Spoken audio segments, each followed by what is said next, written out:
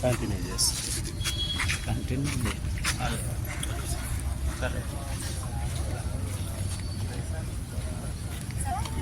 Good morning to all. Happy Independence Day.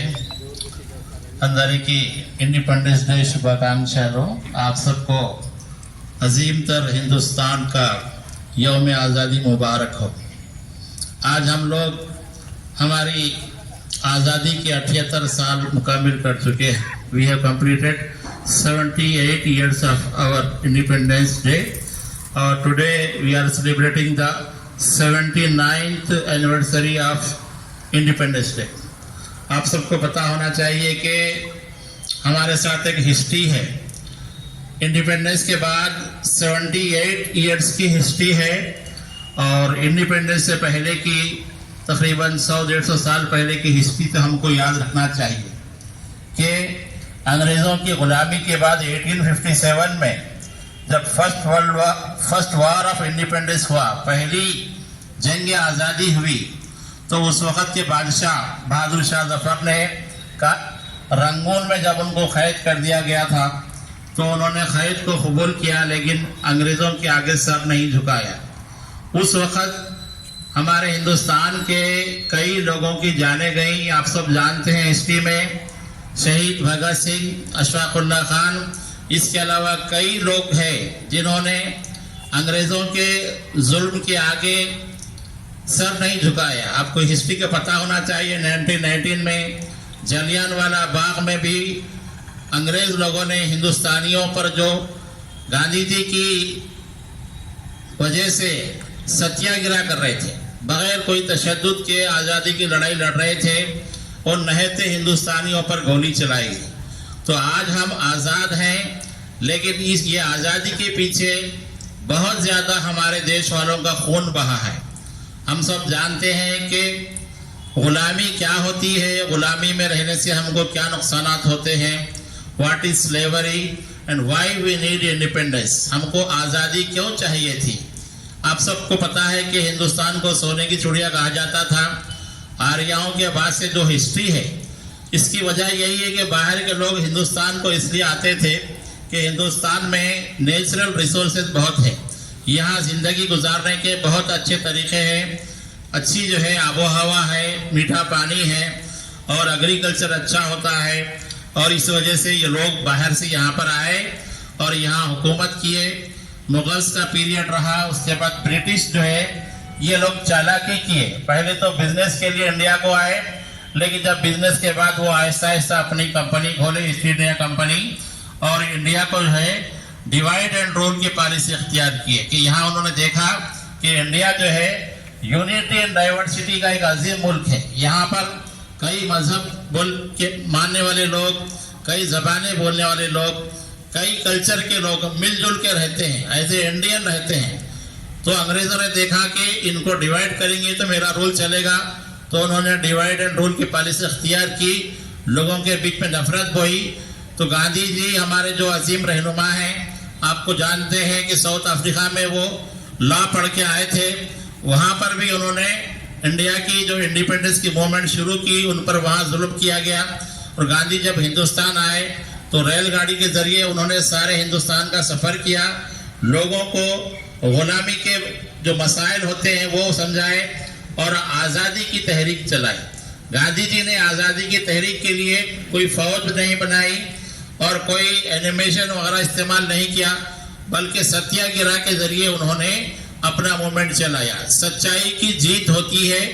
लोगों को कहा कि आप अंग्रेजों के सामने बिल्कुल जो है सत्याग्रह के जरिए से आगे बढ़े और हिंदुस्तान को आज़ादी दिलाए। तो हमारी इस आज़ादी में कई अजीम रहनुमाओं का हिस्सा रहा है।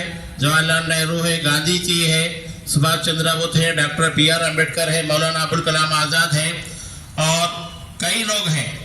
ये सब लोगों ने जो है मिलकर हमको आज़ादी दिलाई। 15 अगस्त 1947 को इंडिया आज़ाद हुआ।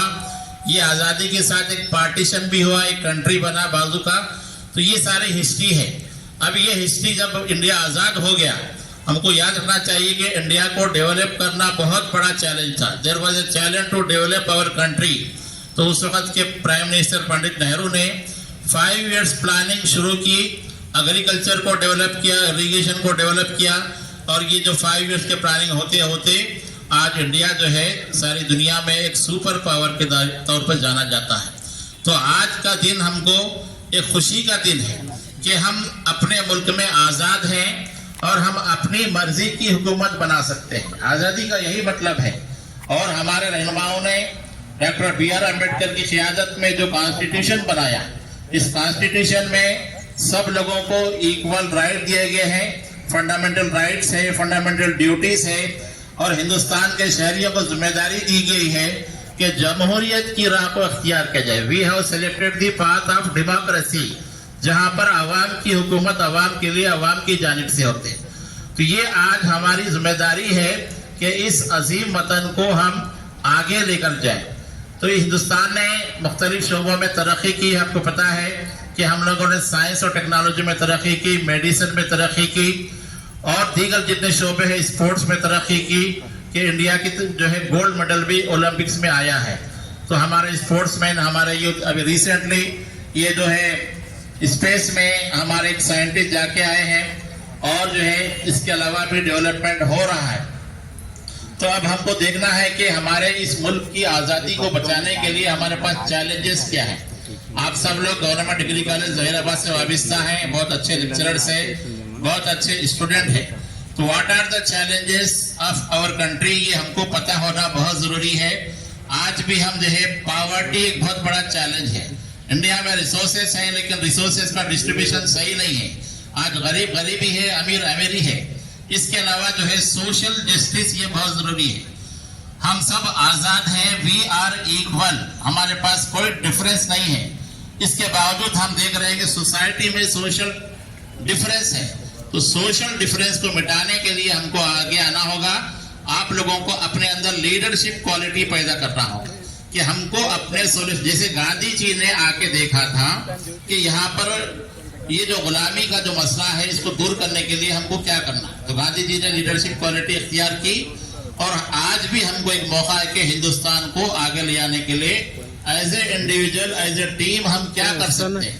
आप सबकी जिम्मेदारी है कि हमको आज की सोसाइटी के जो इश्यूज हैं, हम लोग तेलंगाना के सिटीजन हैं और तेलंगाना जब से आजाद हुआ है 2014 2 जून से, उसके बाद से ये डेवलपमेंट की तरफ आगे है, इलेक्ट्रिसिटी में, इरिगेशन में और दीगर शोबों में भी आगे है। तो government degree college Zaheerabad Telangana और जहीराबाद संगारेड्डी डिस्ट्रिक्ट का एक लीडिंग कॉलेज है।